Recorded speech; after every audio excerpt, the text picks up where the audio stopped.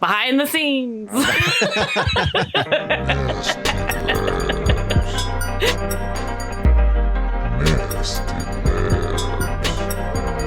Welcome to episode 11 of the Nasty Labs podcast, part of the Greenlit Podcast Network. We're the podcast from game studio Chuhai Labs, where we talk about games, game dev, Japan, and whatever else comes up. So open yourself up a Chuhai and let's go. Open it up. Kinsey, Burke, how the fuck are you? I am fantastic. All rested up after all of the events that we will talk about in this episode. And how the heck are you? I'm doing great. I'm back at the studio. I haven't been back in the studio for a long time. There's no air conditioning. It's really hot. I also had a great week that we're going to talk about. I'm feeling alive, Kinsey. Feeling alive. Yeah. The iced coffee probably helped too. Feeling alive. What's up, iced coffee? Brought to you by Starbucks. Go to starbucks.com/Chuhai Labs for up to 10% off right now. Okay, I'm sorry. Whatever. Kinsey, tell me some stuff. If we get one comment that says their coupon didn't work, it's all worth it.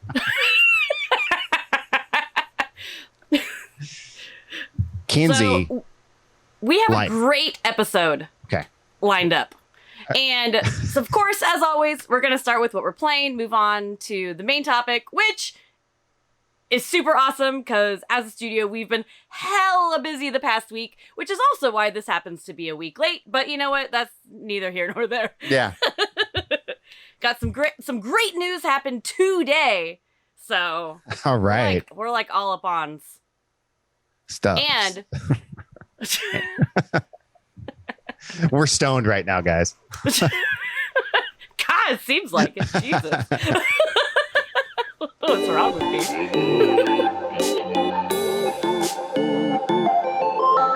So now it's the $1 million question. Is Mark Lentz playing anything? Well, Kinsey, Burke, that's a great $1 million question. Yeah, I am in fact playing a game right now. I don't know when it came out. I think it came out 2 weeks ago. I'm playing the Switch port of Quake right now. Oh, awesome. Yeah, and if you like Quake, this is the best version of Quake that's ever been made, as far as I know. I am absolutely in love with it. Your buddies over at Stop Skeletons from Fighting, they kind of they are Quake maniacs. They fucking love Quake, and they've done episode after episode of like Quake ports and like what's the worst Quake, and they've got me back into the love of Quake. And yeah, this is phenomenal. I haven't played multiplayer yet. I haven't even tried it, but it is the best possible way to experience it. It's Quake. There's nothing I can really say that you haven't heard before. So that's what I'm playing. I'm playing Quake. That's awesome. I kind of like feel bad that for some way I missed out on like those like kind of early, 90s PC IP, like Quake and original Warcraft and stuff like that. Those are all things I missed out on. So it always, I don't know. I need to try it. How have I never played it? This Doom. So yeah, I guess I could talk a little bit more. Like I played it when it came out back in the day. I bought it because when you bought the box, it had like an advertisement on there, and it was like, "Get the soundtrack by 9 Inch Nails," and I felt like a badass.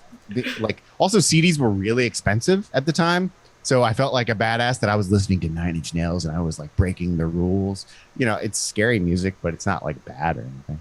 But yeah, I played it when it came out. I was obsessed with Quake up until I think I've played every Quake actually, and it's not for everybody. It's scary and it's dark and it's grim, but for people that do like the old school shooters, it is it's perfect. It's a perfect game.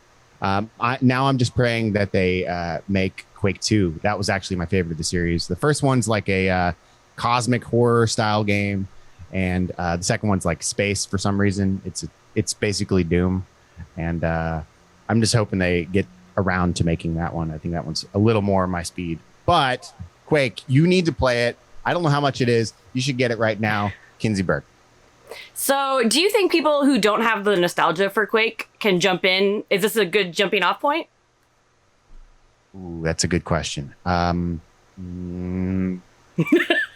don't know. Like, it doesn't have a lot of the modern first person shooter conveniences. There's not like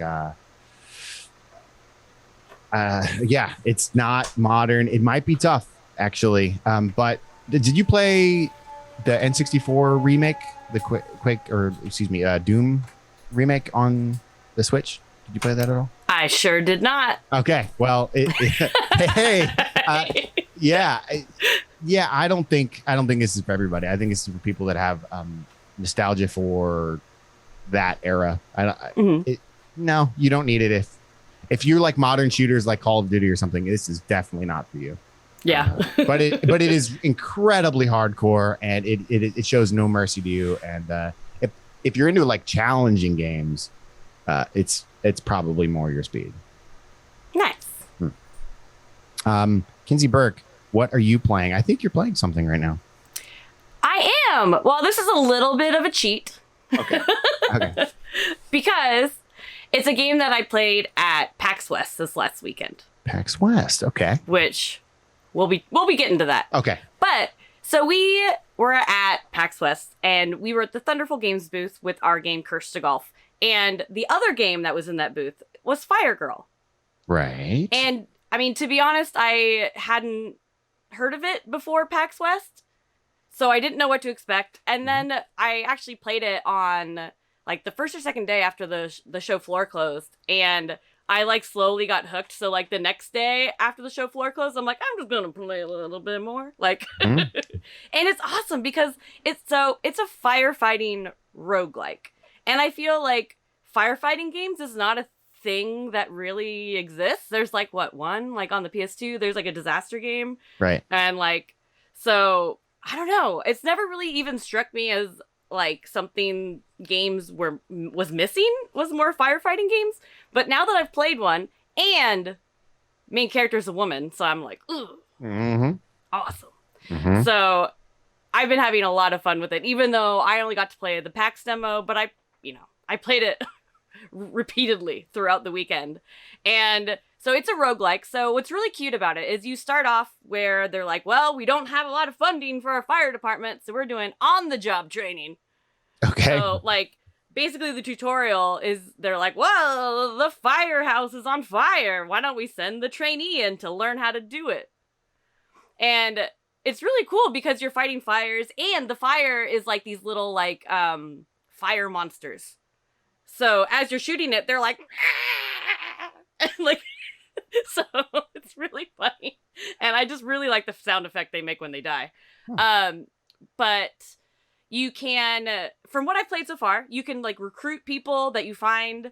And at least in the demo, you're recruiting someone who can then make upgrades for you. So then you can slowly upgrade like either your like water supply thing, your hose. Right. And you can also use your hose basically as a jetpack when you shoot down. Okay. So that's a really fun mechanic. And as you're going throughout your runs, you are rescuing people who are trapped in the house. And they do this thing where you have like fans. Like the more people you rescue, the more people are like cheering you on. Okay.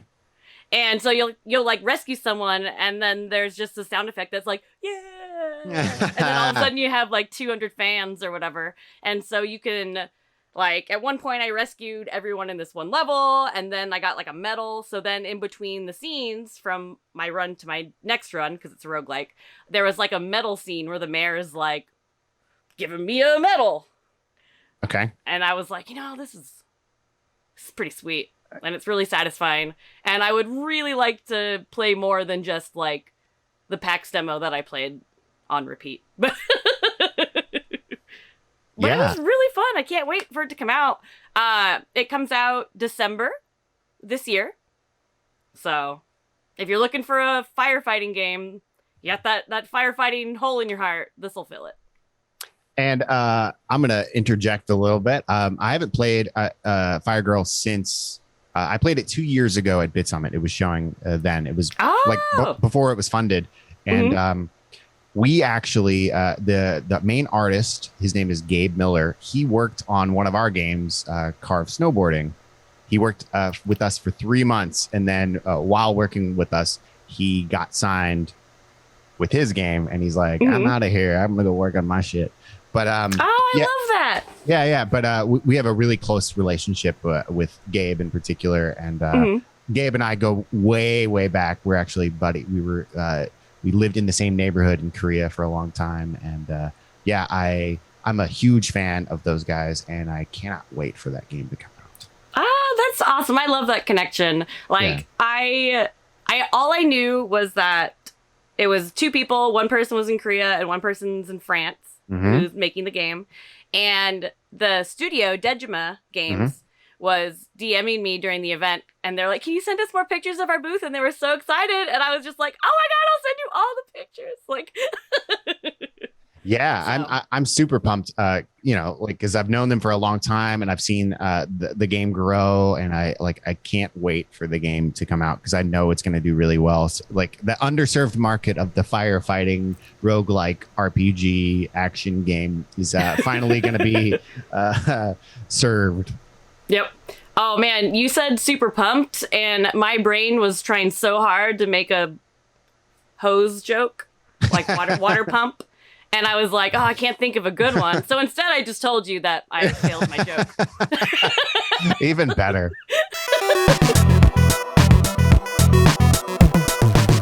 All right, and now on to our main topic, which is super exciting because the last week, as we said, has been a little crazy for Chuhai Labs.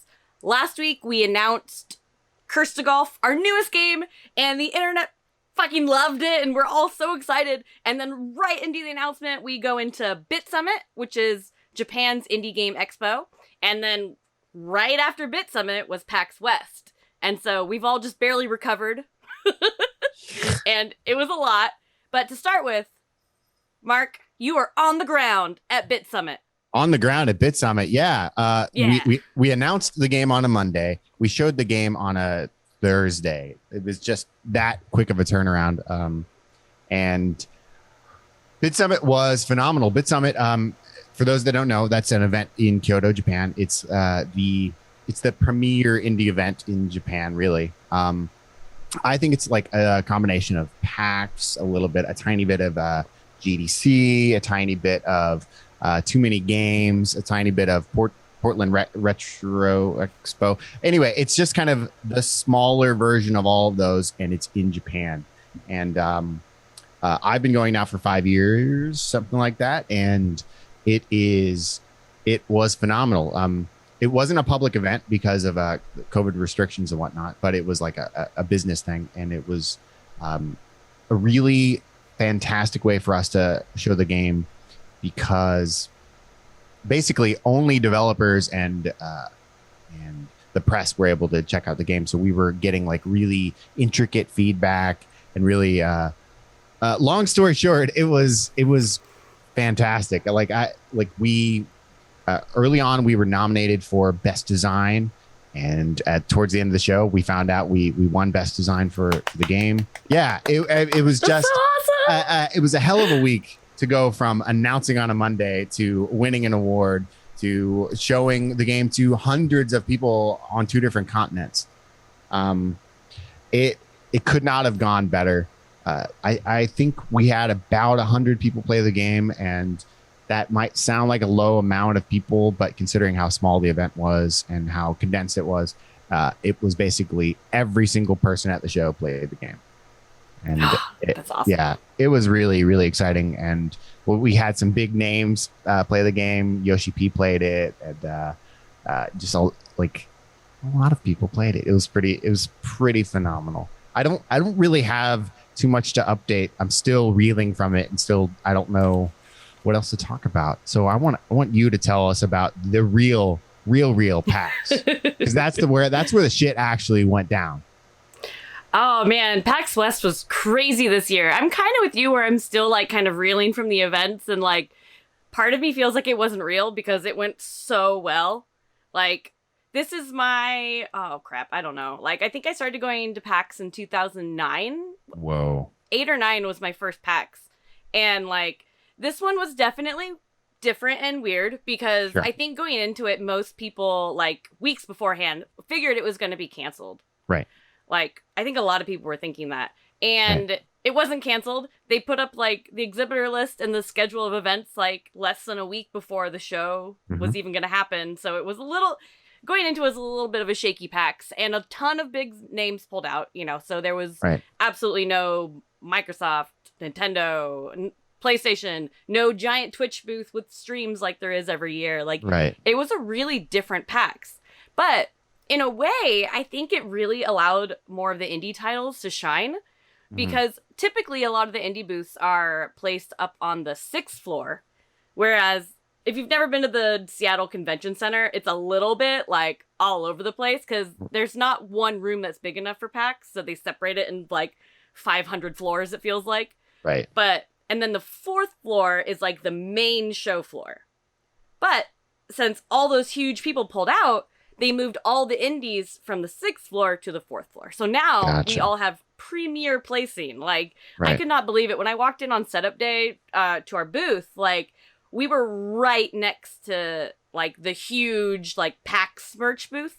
Right. That has, like, a line the whole show. Which also meant all of us working the booth stared at the merch booth the whole time, and all of us ended up buying something. Which I don't know if I've ever bought PAX merch before. Really? Oh, but that's just cool. From, like looking at it all weekend, like, no, you know what? I think I am going to get that. Like, cool. So it was absolutely amazing. And so then opened the show starting, and it was instantly like Cursed to Golf was a freaking hit. It was awesome. Like, I don't even know how to describe it. We had so many like people coming up, like press coming up and looking for press appointments because we didn't really book that many press appointments beforehand. Right. Like, this is a weird PAX, like I was saying, so we weren't really sure who's going and all of that. It's really only the people who reached out to us. But like by the end of the show, I'd probably done like a dozen press appointments, like just as many interviews, and like it was crazy. Like the enforcers, who are basically the staff of the show who like all like help you out, they had to redo our line design like several times throughout the show because we kept blocking the aisleway. I love it. Which is a great problem to have. And like we had a sign that was up on the wall for a while that said like Cursed to Golf 90 minutes from here, and there were people lined up beyond that, and I was like, what is happening? We were the second longest line at PAX. Whoa. Which felt really bold to say, but that's what I was told. What was the first longest? I'm assuming that it was Tails, so Bandai Namco. Okay. But I have no idea, but that would just be my first thought. Basically, they were like the biggest name there, so I'm assuming they had a line the whole time. Wow. Which is just crazy. And like the whole time people are just, it's constant like praise about the game, like just how much they were enjoying it, how much it felt good to play. So many people talked about how the pixel art is so stinking cute and how it has a banging soundtrack like all weekend.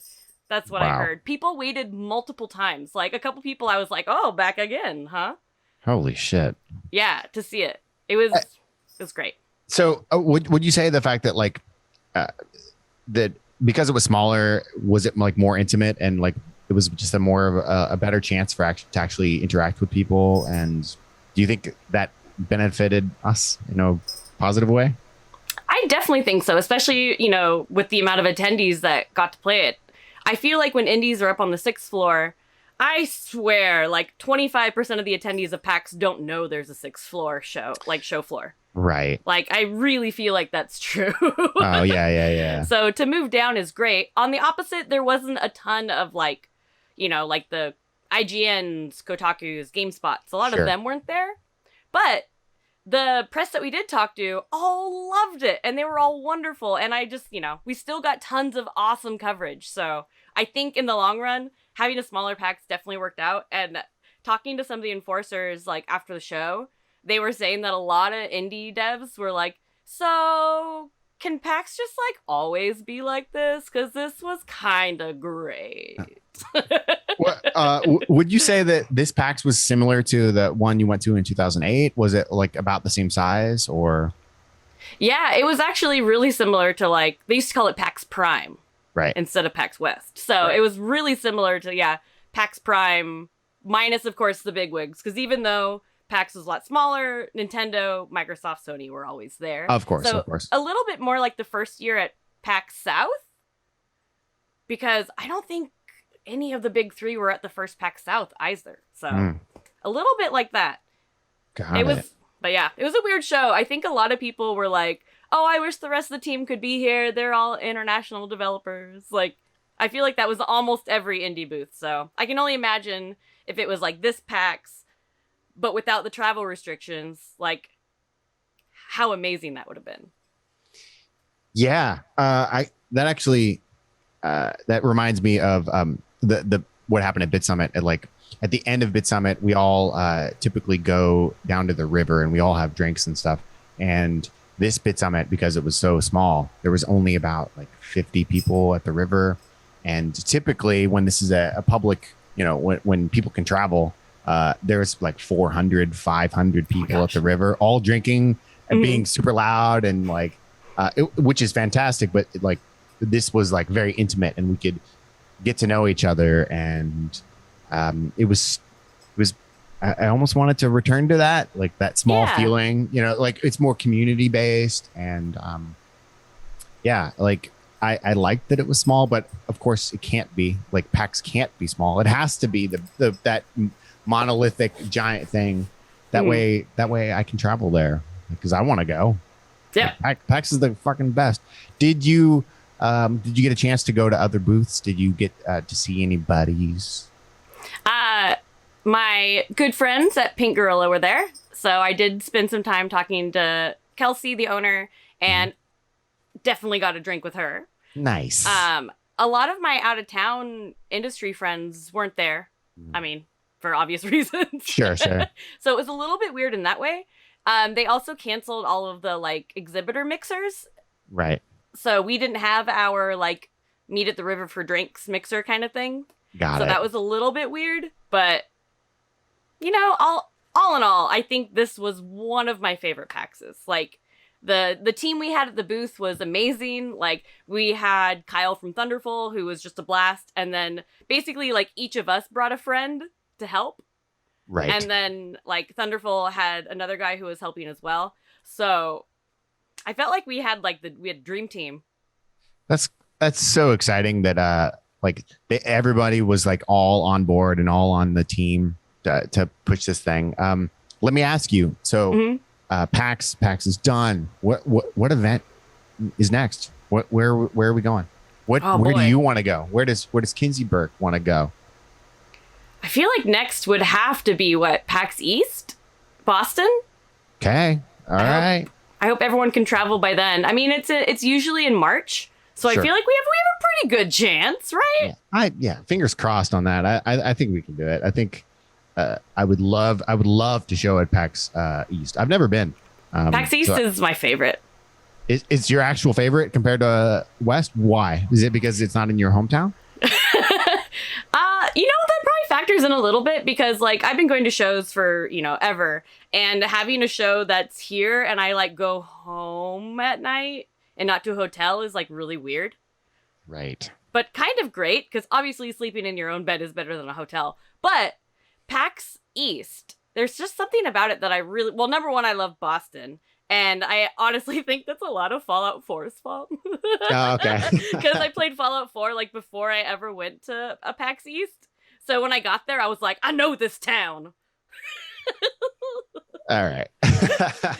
That's pretty awesome. Side note on that, there's one of the producers at Devolver also really likes Fallout. Right. And we have a thing where, the first PAX East, we went on a Fallout walking tour where we were trying to find all these different locations. Yeah. And ever since then, we try to add one more location to that list of ones that we've seen from the game every time we go to a PAX East.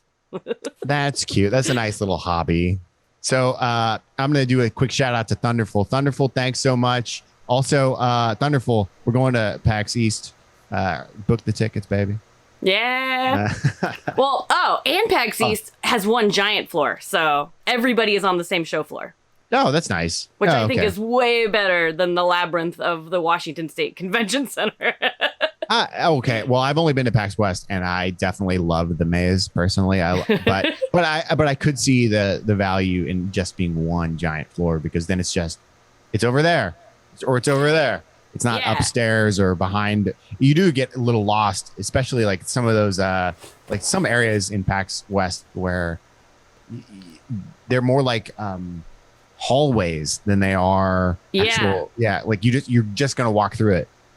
PAX West is so weird. You can like walk all the way through the building and you're like, where am I? And then you see like a door that leads to like the outside and you're like, okay, I'll just go out this door. And then you're like, I am on the other side of the street from where I started on. You're like, where am I?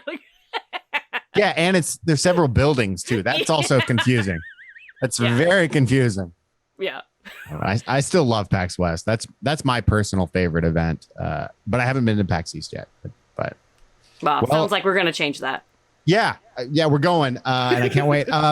What else? Anything else happened there? Is that it? Oh my god, I feel like everything happened there. Like my mind is like racing. I'm like, what else happened? But I just feel like we had a line the whole time. It was amazing, and everybody loved it. And you're gonna be on NBC. Yeah, NBC interviewed us, so that'll be really cool when that happens. That's pretty comes silly. Out. Like a bunch of YouTubers recorded and played it, and just like I feel like the Cursed to Golf train is just going to keep going because, I mean, this week has been crazy. And I mean, the people who recorded all their footage at the show are going to be putting their videos out soon. So we're just going to keep on going. Oh, shit. Well, congratulations. Great job. I mean, let's just keep this train moving. Shit.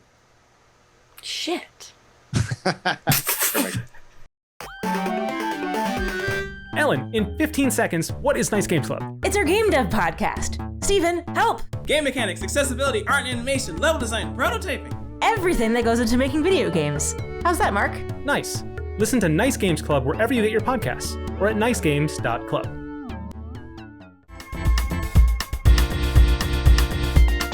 And next up, we have the news. All right. There's a shitload. Yeah, a big thing happened today. What? It was the PlayStation Showcase. And we got to see so much stuff, including like some super awesome new announcements, like the new Wolverine game from Insomniac. And side note, I'm not a huge like Western superhero person, but I have a soft spot for X-Men because I watched the cartoon as a kid. And Correct. And we also saw a new trailer for God of War Ragnarok. We saw more about Tiny Tina's Wonderland, which at first, like, I kind of didn't care that much because I didn't like play a ton of Borderlands. Mm-hmm. But the look we got this time made it look way more like super RPG, like D&D super nerd town, and I'm a little bit more interested now than I was before. It looks really awesome. It looks great. And then, we also saw a super weird and bizarre trailer for Ghostwire Tokyo, which is a game I'm very excited about because it looks all like rad and spooky, but still no dates, but that's fine. It looks like they're working on a lot, so it's fine. And there was, of course, a bunch of other announcements, but we are going to highlight 2 in this segment because they're remakes and they're both ones that I'm really excited for, and I write the notes.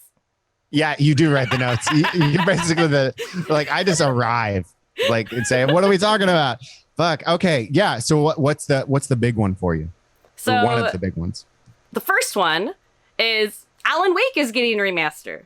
And I'm really excited about this because it was a super weird, fun game that was kind of a sleeper hit, partially because it was also a wee bit broken. And I think that was really because of the hardware limitations at the time.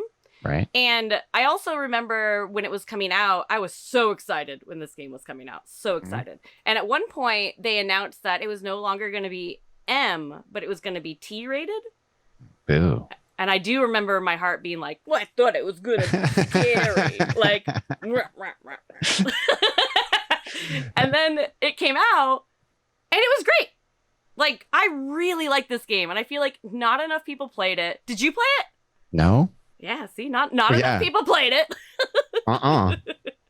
And, I mean, it's made by Remedy, so same people who made Control, so hopefully now that, like, Control went, like, way more mainstream, I think, than Alan Wake did, people will really give this remaster a chance. And it's such a weird, bizarre game. Like, I don't even know how to describe it in a nutshell, besides, like, you're an author, like, you lose 5 days of time, so you, like, lost time, and all of a sudden, like, your wife is gone, and you don't know what's going on, and you're basically, there's all these, like, shadow people trying to get you, and you have a flashlight and a gun, but you can't just shoot the shadow people. You have to, like, shine your flashlight on them until their armor breaks, and then you can shoot them. So, it's a pretty cool mechanic, and, like, it makes the, I don't know, like, anxiety and fear level a little bit higher, because, like, you feel really helpless when you just have a flashlight. At least you have the gun. At least it's not like Outlast or something. But like, you know, you're like break, so I can shoot you like while you're running at me. Cool. But it's a really cool game, and I think that this is going to be really good for it because way more people need to play it. I know I said that like 5 times, but it's like I've never played it. I don't know anything about it. I know zero about it. I do know that I played Control, and I think it's a masterpiece. So if it's the same team behind it, I have all of the. I'm gonna play it now. Yeah. So that sold me. I actually didn't know that it was the same team until you just mentioned it, and yeah, I'm for it. I'm good. Yeah. Yeah, and so it's out later this year on PC, Xbox, and PlayStation. So everyone's got to play it. I'll get it. The next game. Okay, so when I watched the trailer for this, and mind you, the trailer is like kind of nothing. Like, it shows one character and then it's like title screen. Like, there's not much of a trailer. And I was like, am I crying? I think I'm crying. Like it's literally the lamest trailer to cry in. But I have so much nostalgia for this game. And that is Star Wars Knights of the Old Republic is getting a PS5 remake by Aspyr. They're the same studio who's been porting BioWare games to mobile. So this is going to be like their first like really big title from what I understand.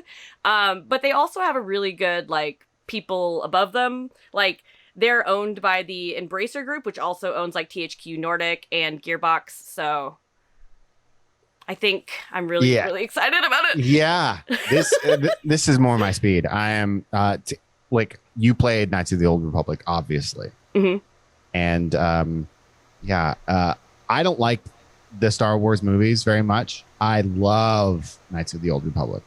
I'm so really looking forward to this. Yeah, and I'm especially excited because it's not just a remaster. Like, they're remaking it completely, like, from the ground up. Like, using, you know, the original 2004 OG Xbox game as their base. But, like, they're rebuilding the whole thing with, like, today's hardware. And I'm so excited.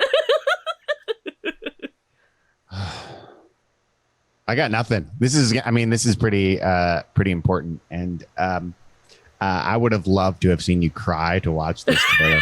It's like not my prouder moment. They're like one character, he turns on a lightsaber and Kinsey's fucking mush. Like as soon as you hear that noise, like, oh man. Yeah, that's thrilling for you. I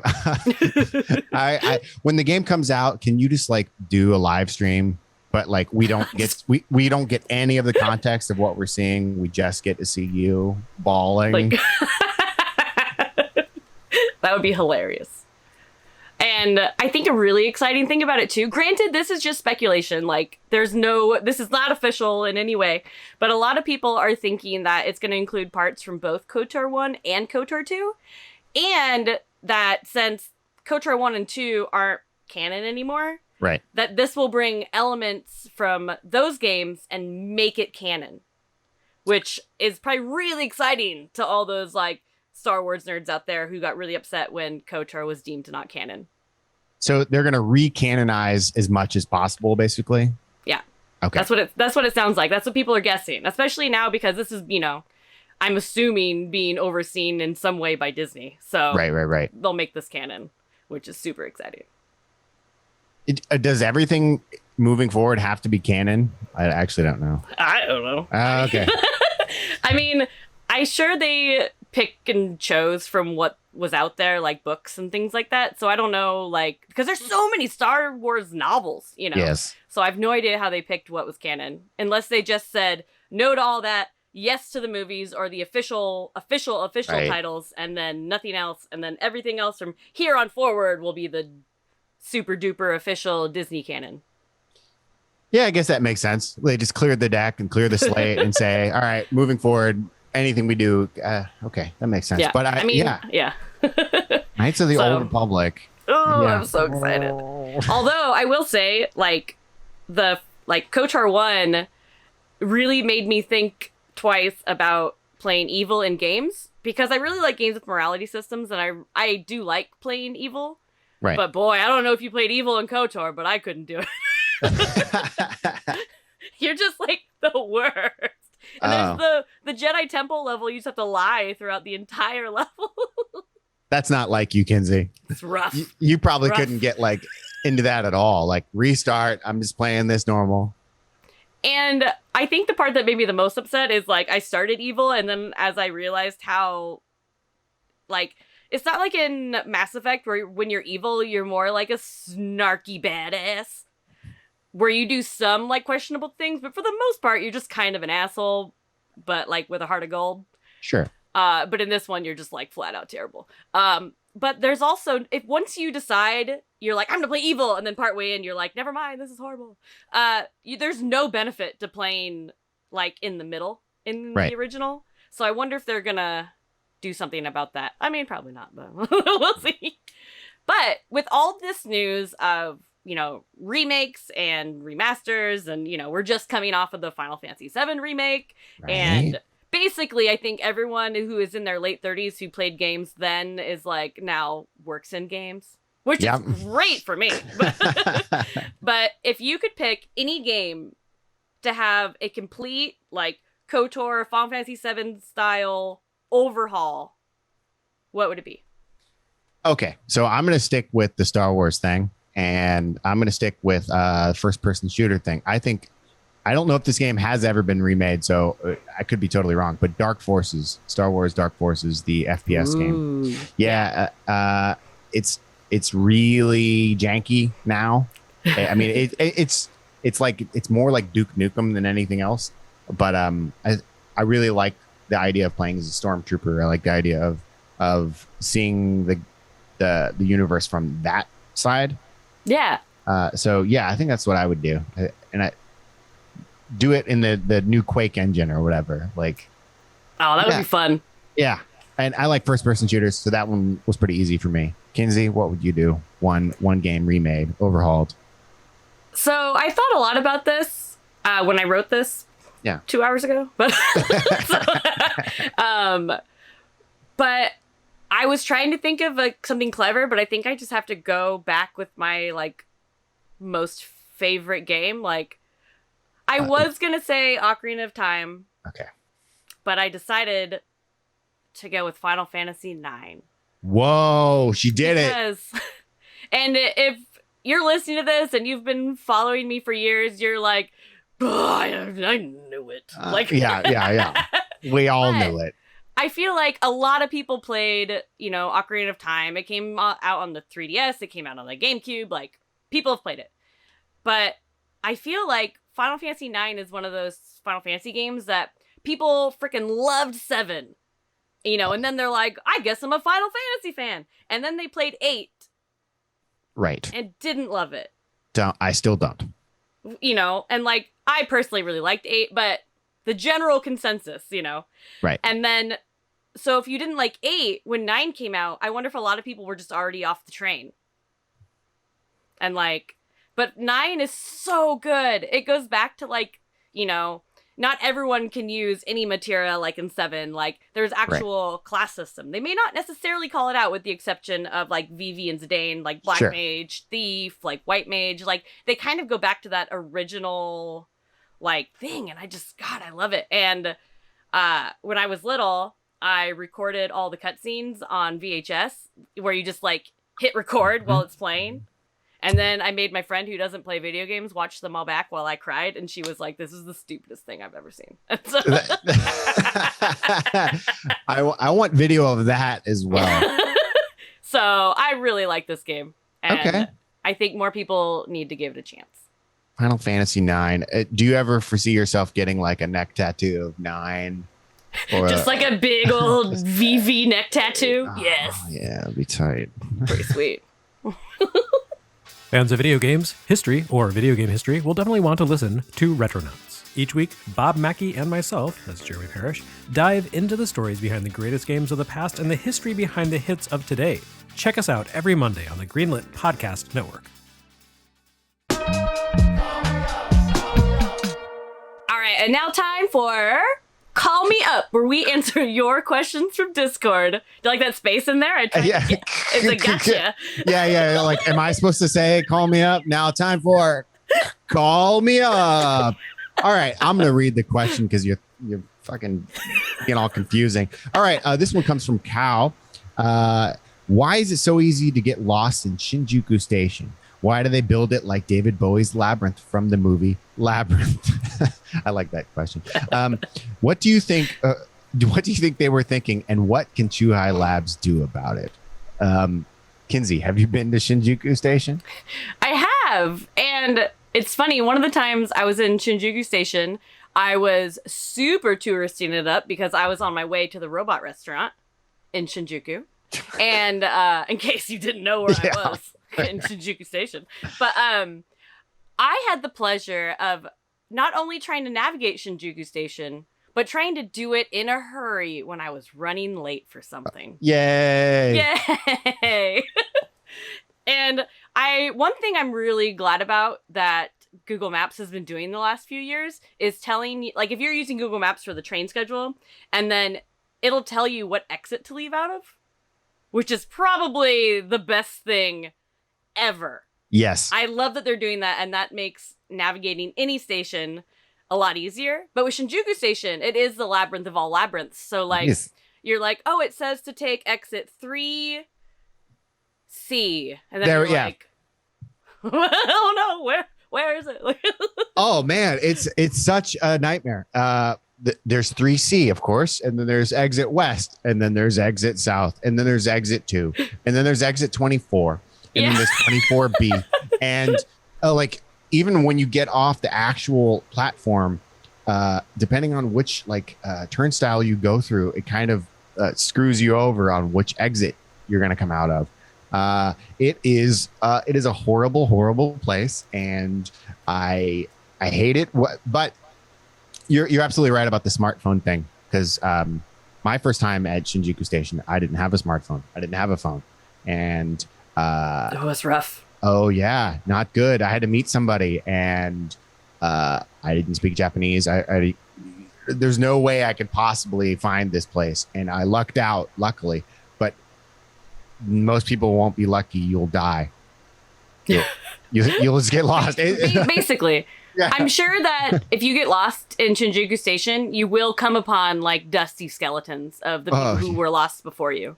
There's elevators that go to nowhere. There's escalators that are just so people can wave at other people on escalators. I truly hate that station. So the second part of that question is, what do you think they were thinking, and what can Chuhai Labs do about it? I think this is your wheelhouse. What can we do about it, Kinsey? So I'm not a big history buff on the history of all the train stations in Japan, but I'm gonna say that Shinjuku Station was built during the Showa period, which is when Japan was in its super economic boom and everyone was on coke.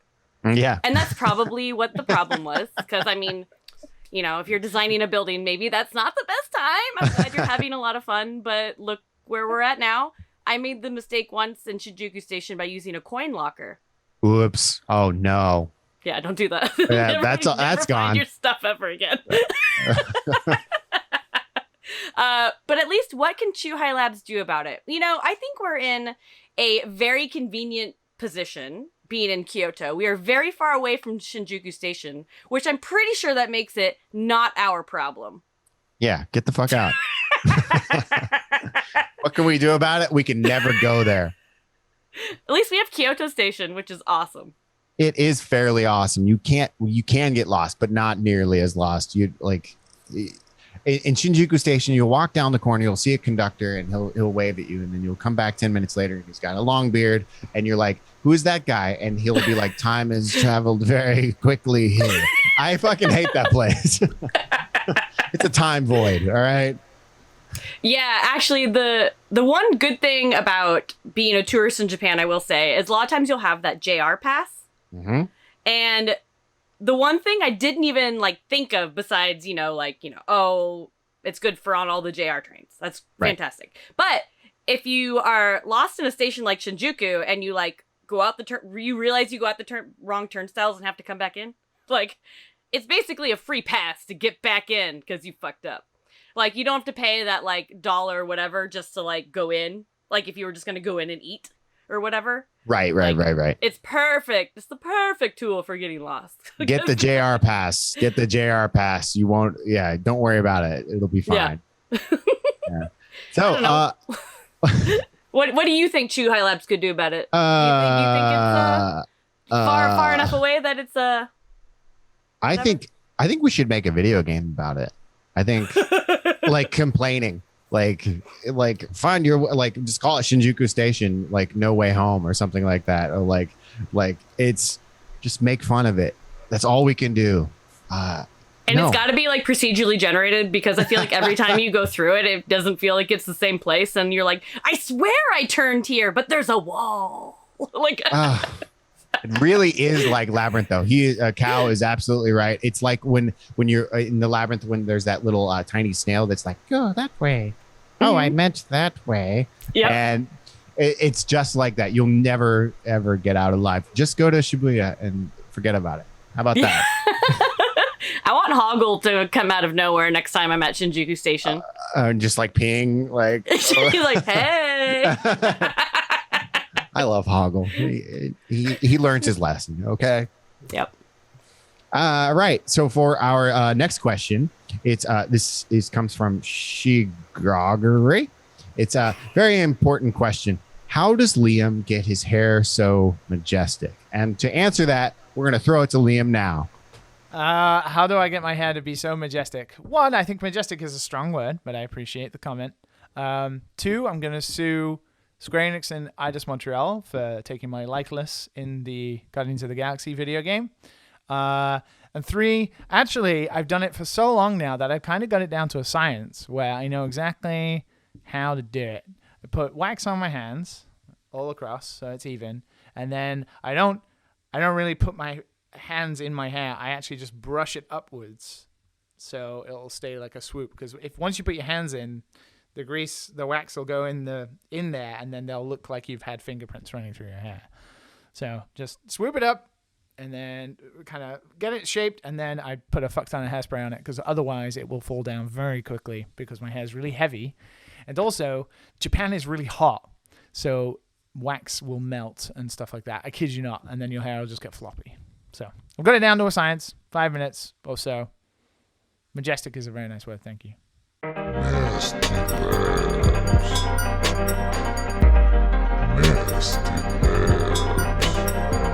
Alright, well, that's all the time we have today. Thanks for sticking with us for a fantastic episode. We talked about Bitsummit and PAX and KOTOR and remakes and Liam's hair, all the things. And so, as always, make sure to check out Carve Snowboarding on Oculus Quest. It's available now. And Cursed to Golf. We announced it last week. We talked about it. You can wishlist it right now on Steam. Right now. This has been a great 11th episode Spooktacular, Kinsey. I'm loving it. Where can people find you on social media? You can find me at Kinzilla, KNSZILLA, on all the things. Great. And you can find me at The Henry Demos on Twitter. That's the only place I am. Kinsey, you can also find Chuhai Labs at all of the things, twitter.com/Chuhai Labs, Instagram. You just started a TikTok. Yeah, we got Chuhai Labs has got a TikTok, everybody. We're like Yeah. with the kids. Yay! Yeah, you can find us on all that shit. Kinsey, close us out. So thank you so much for listening. And also a big thanks to the Greenlit Podcast Network. Boom. Boom, boom. I don't know why I just stopped talking. No, it's fine. Who cares? I think this episode was really good. It was really, really natural. Yeah, it was really good. I had like a big snot thing in my throat. I was like, I can't talk yet. Ooh, ugh. Okay, I think that's going to be the cold open. It's disgusting.